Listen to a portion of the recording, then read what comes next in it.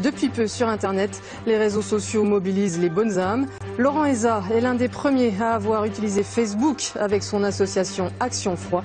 Il est l'invité de ce 12-13. Les institutions ne manquent pas pour venir en aide aux démunis. Il en fleurit aussi un bon nombre sur la toile, sur Internet. Les réseaux sociaux portent bien leur nom dans ce cas précis.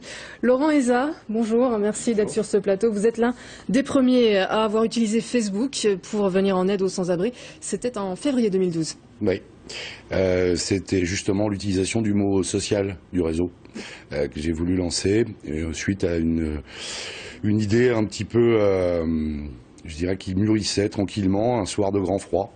Ça a porté ses fruits, on va voir des images où vous avez suivi en février 2012. Voilà. Vous avez eu du répondant? Tout de suite. Ça a été immédiat puisque en moins de 24 heures, j'ai conçu l'idée, lancé l'appel et reçu non seulement les premiers arrivants, mais surtout les premières promesses de dons.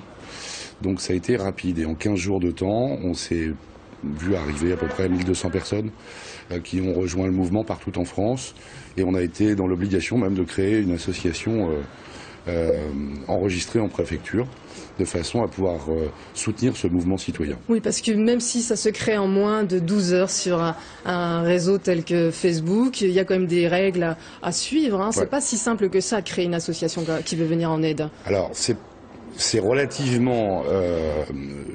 c'est pas si difficile que ça de créer l'association en elle-même. Ce qui est très difficile, c'est la faire durer, la faire perdurer.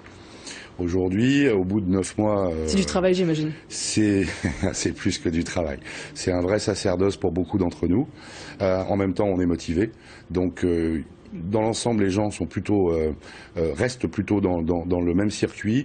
Et aujourd'hui, on a la chance de pouvoir marauder toute l'année, en tout cas une fois par semaine sur Paris.